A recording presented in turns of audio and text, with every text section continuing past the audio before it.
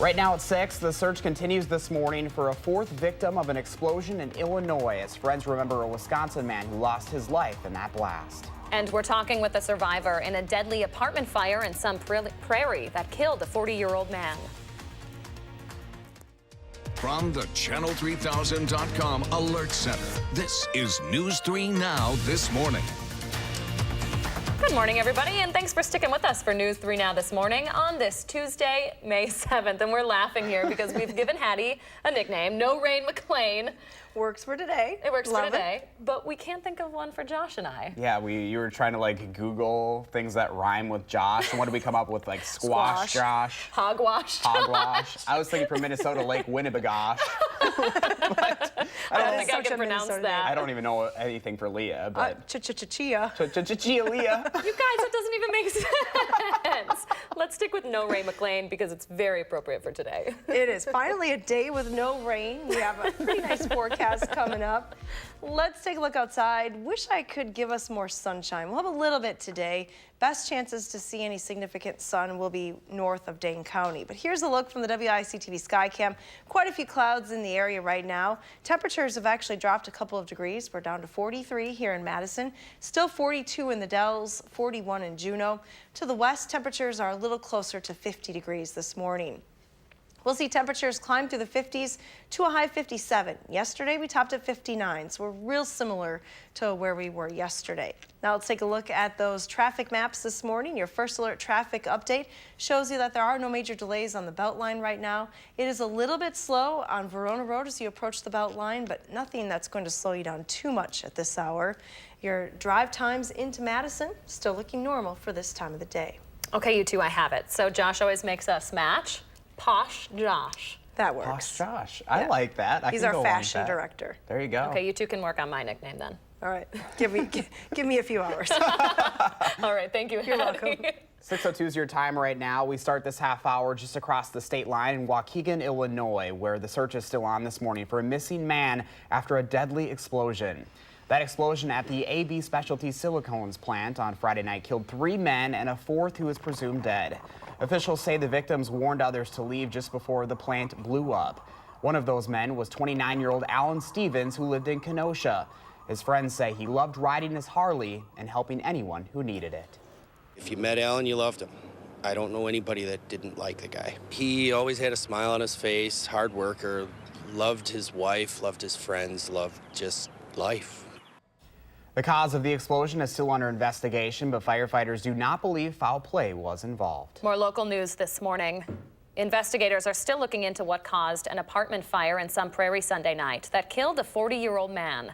Yesterday afternoon, the Dane County Medical Examiner's Office identified that man as Charles Cobb. Another man had to be taken to the hospital for smoke inhalation. News 3 Now had a chance to talk with him yesterday. He told us he is lucky to be alive.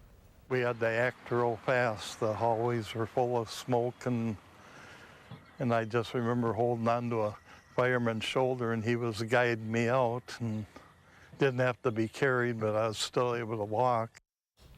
All 16 units of that apartment complex were evacuated. Those residents still haven't been let back in. The man accused of stabbing his wife to death in Wisconsin Dells last month is dead after an apparent suicide.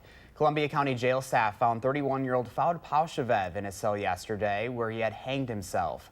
According to a release, officers tried reviving him but were unsuccessful.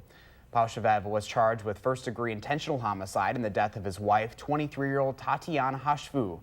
Investigators believe her body was in the home for several days before she was found. Court records show he was already facing 11 domestic abuse charges prior to that homicide. After a long wait, construction on Buckeye Road is set to start this summer once it clears a couple more hurdles. The county's Public Works Board will vote tonight on a deal reached with the city on the construction and maintenance of Buckeye Road. That stretch from Monona Drive to Stoughton Road had been a point of contention between former Mayor Paul Soglin and the county because it also serves as a county highway. New Mayor Satya Rhodes Conway announced a deal on her first day in office, with the city picking up 57% of the construction bill. Once it's approved, work should begin there in mid-June and wrap up in November. You will notice a change on Verona Road this morning. Overnight crews shifted all northbound traffic onto the newly completed concrete pavement. This is from Williamsburg Way to Raymond Road. The Williamsburg Way intersection remains partially closed until July. Officials are asking you to take it slow and be alert for those lane changes, as well as the construction crews and equipment. At the state capitol this morning, folks will get the chance to weigh in on a controversial set of bills designed to curb abortion in Wisconsin. The most prominent is a measure that would require doctors to care for children born alive during abortion attempts. The bills have almost no chance of getting past Democratic Governor Tony Evers, but they are an effort to re-energize the Republican base heading into next year's elections. Today's public hearing starts at 9 a.m. in the East Hall of the Capitol. You can soon see exactly how much you're paying in taxes every time you fill up at the pump. Later today, Republican lawmakers will be talking about a bill that would require a sticker next to pumps that shows the federal and state gas rates per gallon. This comes as Governor Evers wants to increase the gas tax by nearly a dime over the next 2 years. The increase is part of the governor's plan to put more money toward roads. He says the increase would be offset by another proposal to eliminate the minimum markup law. The latest Marquette Law poll showed 57% of the state opposes that plan. All right, 6:06 your time now. We have all heard of that famous Got Milk campaign aimed at getting us to drink more milk, right? But the city is working on a new one that's focused on water. The Madison initiative aims to get area kids to fill up on water more. And our Keely Arfer is live from Lincoln Elementary to explain how. Hi, Keely. Good morning. Well, as you said, this is the Got Water campaign. It's a partnership between the Madison School District and the Madison Water Utility. All schools have water fountains, but now some of them are going to have these water bottle refill up stations. You can just place your water bottle and look, it's so easy. I have here with me Deborah Hoffman. She is the principal of Lincoln Elementary, and you applied for this grant. Why was it so important for you to get one of these for your kids? Well, our kids need to drink more water every day, and they play a lot outside, so they need better hydration so they're not getting headaches and those sorts of things. It also is a great addition to our recycling program at Lincoln, as our students have really tried hard to work on plastic recycling at Lincoln School. And you were saying that this has kind of helped their behavior. They're not getting headaches. They're not trying to get up as much during class time. Well, it's definitely an improvement on lost learning time from going to the hallway to get a sip of water, because a sip of water isn't going to keep a child hydrated all day long. So it's nice for them to have their bottles. They got free bottles yesterday, so that was part of our celebration. And now we can use the water filling station here right by the cafeteria. I know with sugary drinks, there's the bright colors on the packaging, and kids really kind of like to have those fun little novelty things, but has this made water a little bit more exciting for your students? Well, those other things aren't accessible here, so water will become better routine for the students because they don't have access to sugary drinks at school. We don't sell anything to students, so at the elementary level, if we can just get them in the routine of drinking lots and lots of water, then when they get to be athletes and dancers and whatever in middle school and high school, hopefully they'll stick with water instead of those other drinks. And as you said, just forming those healthy habits really early on. Thank you so much, Deborah. And about 2/3 of Madison schools now have these water bottle fill-up stations, and schools can still apply for those grants through the Madison Water Utility. Coming up in the next half hour, we're going to speak from a representative there and talk about why this was really important for them to get involved with the school district. Back You know, to you. Keely, I love this idea. I've got my big water jug here, and I try to get this down before the 4:30 comes on in the morning, and I know Leah could take a little hint from that. She's got her coffee, and that's all she does. That's right. As Deborah said, this is making their kids healthier, but certainly increasing the number of bathroom breaks that they have to take. Yes, So the one downfall to this. I can confirm that is a problem. All right, Keely, thank you. It is 6:08 right now, so there's been a lot of talk as she's drinking her coffee online lately about people getting upset about spoilers for Avengers Endgame and Game of Thrones. So the trailer for a new superhero movie is getting out ahead of that with a big spoiler warning right away. We'll tell you about that coming up, but don't worry, we're not going to give anything away. Keely's talking about water. Hattie is not talking about rain to spoil the forecast for most of today, but there is an alert day for tomorrow. She'll have the details on what we need to know to plan the next couple of days just ahead on News 3 Now this morning.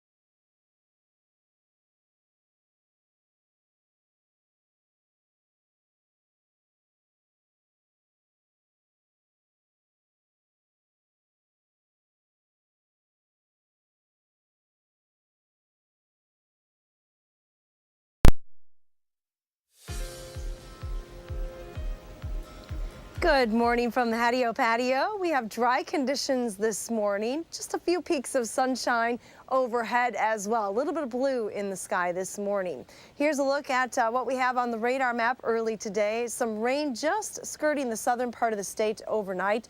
Live look from the WISC-TV Skycam showing you pretty cloudy skies though downtown Madison this morning. Any rain has shifted south of the area early today. We'll zoom the map out a little bit so you can see that there is some rain to our south and west. That will continue to move in this direction, but it won't arrive until after midnight tonight. So things should stay dry through the day today. Here's a look at your GFS Future Track forecast model. Quite a few clouds in the area, especially in the far southern part of the state. Better chances for sunshine to the north. Temperatures will top in the upper 50s today. Pretty good bet, though, that there's already going to be some rain moving in as you head to work tomorrow. So this event tomorrow will impact the morning and evening commute here across southern Wisconsin with some pretty heavy rain at times. The rain will diminish through the day on Thursday. Here's a look at total precipitation, though.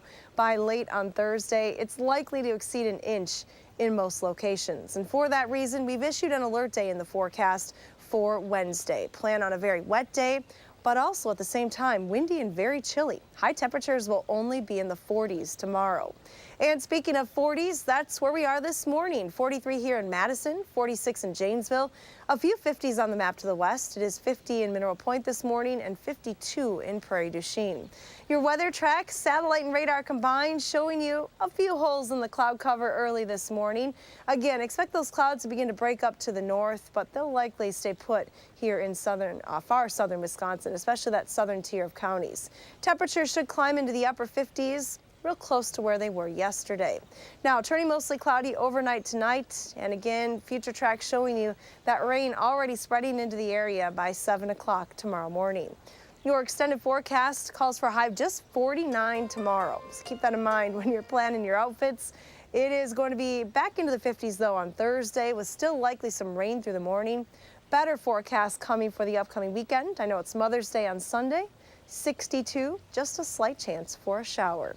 Here's a look at your First Alert traffic maps this morning. We'll send it over to Jason Stone. Good morning, Jason. Good morning. No major incidents to report, and drivers are at the posted speed limit on the Beltline. Routes around Madison and Dane County are clear for commuters. Some minor delays on Verona Road at Highway PD. Traffic downtown is heaviest on East Wash at the intersections, while it's currently light around the Capitol Square. With your First Alert traffic, I'm Jason Stone. Thank you so much, Jason, and thank you, Hattie. All right, 6:15 your time now. The Milwaukee Bucks are back home this morning, one game away from their first appearance in the Eastern Conference Finals in almost 20 years. The Bucks beat the Celtics 113-101 last night in Boston to take a 3-1 lead in their playoff series. Giannis Antetokounmpo played like an MVP again, scoring 39 points and racking up 16 rebounds. The Bucks overcame a slow start, outscoring the Celtics by 14 points in the second half. Game 5 is tomorrow night at the Pfizer Forum. If the Bucks win, they'll be in the Eastern Conference Finals for the first time since 2001. Say it again for me. Oh no! Boy, Giannis Antetokounmpo. You put the pressure on me. The Greek freak. You say it now. Antetokounmpo. You got it. Okay, moving along. Nobody likes it when the ending of their favorite movie or TV show gets spoiled. Well, there's been a lot of talk lately about people stumbling into spoilers for the new Avengers movie before getting to see it. So to avoid that, the trailer for the new Spider-Man movie is being upfront about what people are going to see. Take a look. If you haven't seen Avengers Endgame yet, stop watching because there's some serious spoilers about to come up. Everywhere I go. That's Tom Holland, who plays Peter Parker in the Spider-Man and Avengers movies. The upcoming movie Spider-Man Far From Home takes place after the events of Avengers Endgame, and the new trailer is loaded with spoilers for those of us who haven't seen it yet. Don't worry, none of these clips should give anything away, but that's something to keep in mind before you look up the full trailer for yourself. I loved the first Spider-Man. My boyfriend made me watch it. It was hilarious, but I can't watch this because I haven't seen Endgame yet. See, and I haven't seen Endgame either. So, and I don't know if I'm going to. We're out of luck. No, we're going to go see that. I will say I've been avoiding Twitter and social media since the Game of Thrones episode on Sunday because I didn't get to watch that evening. Isn't early that bedtimes. like the hard thing with social media, though? Yes. Like any of my shows, I feel like I have to avoid Facebook, avoid Twitter, avoid everything because I'm afraid that they're going to give something away. Sorry, boss. I couldn't tweet all day because I had to wait until Game of Thrones. Is that an excuse. That's, I don't know. Yeah, I think it is. All right, well, some people are saying the most recent episode of Game of Thrones was spoiled in a different way. You might have seen this online. Game of Thrones fans pride themselves on spotting all the little details in the show. So some sharp eyes caught this. A present-day coffee cup left on the set of the medieval drama. What is this? The creator of the show took it in stride, joking that it was a mistake before, what is that? Daenerys. I gotcha. Had ordered an herbal tea, not coffee.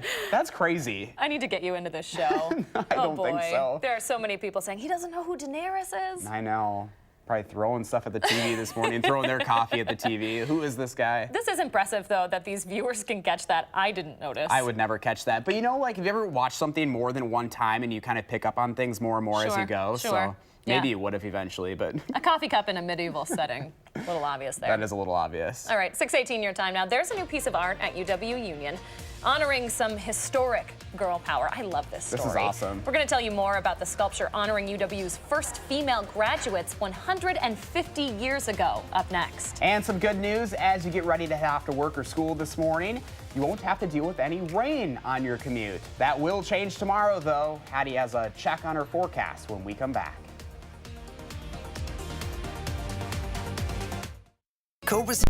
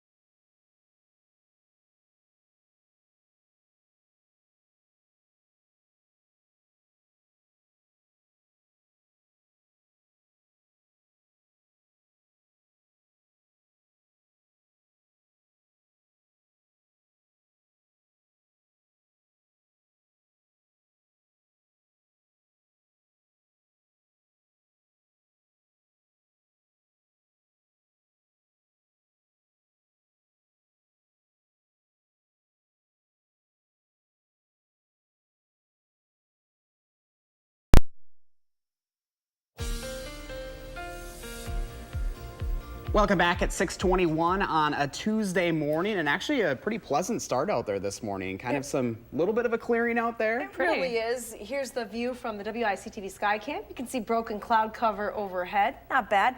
I think Platteville, though, Leah, you always love the Platteville Skycam. I do. Southwest Wisconsin. Take a look over here. Here's what it looks like with that Platteville sky camera. A little bit of cloud cover, but also some more significant clearing taking place. A nice pastel this morning. Here's a look at our forecast for today. We have temperatures that are starting in the 40s and 50s. Taking a look at Weather Track, all of the rain to the south and east. So actually a dry forecast today. A chance to dry out before some more rain is on the way for tomorrow. So enjoy the conditions today. 43 here in Madison, 46 in Janesville, 50 in Mineral Point. Prairie du Chien is at 52 degrees. Here's a look at your bus stop weather forecast. Hopefully that bus isn't going to run me over. 44 this morning, into the 50s by lunchtime. A little bit of sunshine this afternoon with a high of 57 degrees. Have a wonderful Tuesday. All right, Eddie, thank you so much. The UW-Madison class of 2019 is leaving behind a class gift that pays homage to women of the past. This is so neat. Class officers unveiled a sculpture yesterday called the Monarch. It celebrates the 150th anniversary of women earning undergraduate degrees at UW-Madison. The sculpture was made with fabricated steel by local artist and alumna Victoria Reed, who incorporated crochet patterns into the design to portray a woman of power and dignity. It's so wonderful to have a representation of women here on campus, and it makes me feel like I belong here more, and I hope other women feel that as well. If you would like to see it, the sculpture is on permanent display at the Hamill Family Browsing Library. That's inside the Memorial Union. As a fellow alumni yourself, that's pretty cool. I'm so excited to celebrate 150 years of females graduating at UW-Madison. Proud to be from there. Amazing story there. All right, 6:23 right now. Still ahead for us this morning. We'll take you inside Madison's former Oscar Mayer plant as it gets ready for a new life. And Madison police are looking into flyers posted in a Near East Side neighborhood warning of a possible sexual predator in the area. More local news is coming up on News 3 Now this morning. At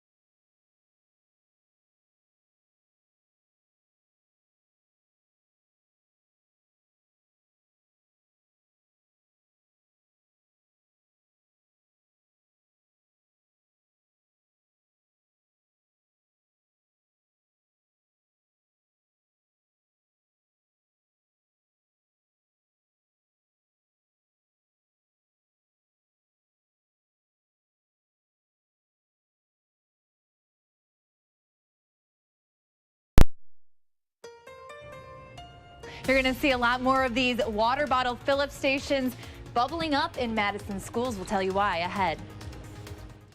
From the Channel3000.com Alert Center, this is News 3 Now this morning. Good morning, everyone, and thanks for staying with News 3 Now this morning on this Tuesday, May 7th. And I finally have the nickname for Leah. Are you ready for this? Oh, no. What is it? Tortilla Leah. Leah loves herself a taco bar, just like... I do. We are always having taco bars. We're always snacking on this show. Always. Josh is Posh Josh. We'll stick with that one because you always look so nice. You keep us coordinated. No Ray McLean is out on the patio. Pretty dry today. Keeping us dry today. Yeah. Yes, dry forecast. It's Taco Tuesday. I like it, Josh. It works. All right, let's talk a little bit about the weather today. You're right, you don't need the umbrella today, but don't put it too far away because you'll definitely want it tomorrow. A live look from the Edgewater Skycam this morning. Pretty cloudy as you look over downtown Madison and Lake Mendota. Overhead, I'm seeing a few breaks in the cloud cover here on the west side of town. Overall, the weather track is showing you a pretty cloudy start to this Tuesday morning. All the rain has moved out of the area, so a dry forecast today. Temperatures are in the 40s and 50s this morning. A little bit cooler here in Madison than this time yesterday, but as you head out the door, temperatures will climb through the 40s, back into the 50s today. You'll want just a light jacket this morning. Temperatures will top right around 57 later on this afternoon. Now here's a look at your first alert traffic maps across southern Wisconsin this morning. So far today it's been pretty quiet and it looks like that trend continues. Starting to see just a little bit of activity showing up on Stoughton Road, otherwise no issues on the Beltline. Taking a look around the area, still a little slower. Verona Road to the Beltline, that's a messy construction zone there. That'll add a couple of extra minutes to your commute. Otherwise, no accidents to report. A little cloudy, a little cool today, but we do have some sunshine coming up in that extended forecast, right, Hattie? We do. We just really need to get through tomorrow and Thursday. Those are kind of the chilly, wet days of the week. All right, we'll keep an eye on it. Thank you, Hattie. You're welcome. All right, 6:29 is your time right now, and more local news. Police are looking for more information regarding sexual predator flyers seen around Madison's Atwood neighborhood. Many of the flyers already have been taken down, but the headline reads, "Sexual Predator Targeting Women Atwood Willie Street." The flyer describes the alleged predator as an East Side bar owner who's possessive of women, using sex or verbal abuse to exert control and excessive intoxication to blur the lines of consent. There has not yet been a formal complaint filed with Madison Police. The Rape Crisis Center says that may be for a reason. I think they're a smart thing to do, actually. I think that it's women taking care of each other in the neighborhood, and women don't always want to report to police. Madison Police say they can't do much about those flyers until they have a formal complaint on record. Neighbors who've seen the flyers are taking it seriously and say if these allegations are true, they hope the flyers will help others from being victims of sexual assault. The city is considering its next steps this morning after a Chicago-based developer pulled out of an $11 million project on Madison's south side. That building was meant to provide permanent housing for Madison's homeless community, but the nonprofit Heartland Housing is abandoning the 58-unit proposal. Heartland opened the city's first two attempts at Housing First, basically an effort to get a roof over people's heads, followed by support services. But there's been concern over the high volume of police calls to those projects, including the Tree Lane Apartments. 6:31 right now. It's been about 20 years since Middleton bought their airport, and now the city wants to figure out what's next. In the 21 years the city has owned the airport, they realized they never made a master plan. Now they are starting to develop one. The city is planning an open house meeting for anyone to come and learn about the airport and say what they would like to see. The assistant planning director says they don't have any preconceived ideas for what will happen. They want to hear from you. This meeting is open house style, and you can come in, see what information they have on the airport, and say your piece. This will be Thursday at Cromery Middle School starting at 5:30. 2 years after production stopped at Madison's Oscar Mayer plant, we're getting our first look at the changes to the building as it prepares to open as OM Station. Crews have revamped the gas, water, and power lines and put in about 10 miles of pipes into the ground to get ready. They're also getting ready for new businesses, including the Bodgery, hoping to move in by mid-June. In just a few weeks, there will be a glass storefront and people will be coming and going. The compound will also include some office space and a fitness center for tenants. We have a first alert traffic note you're going to want to know about in Rock County starting this morning. East Milwaukee Street in Janesville will be closed under I-3990 starting at 6 a.m. That started about a half hour ago, lasting until 6 p.m. on Thursday. Crews will be replacing the old southbound interstate bridge as part of the interstate expansion project. If you need to drop the kids off at Marshall Middle School, the access road will remain open. A Republican lawmaker is trying to stop a bill that would make it more difficult for families to opt out of vaccinations. It's a bipartisan proposal that would get rid of personal conviction waivers, but would still allow waivers for religious or medical reasons.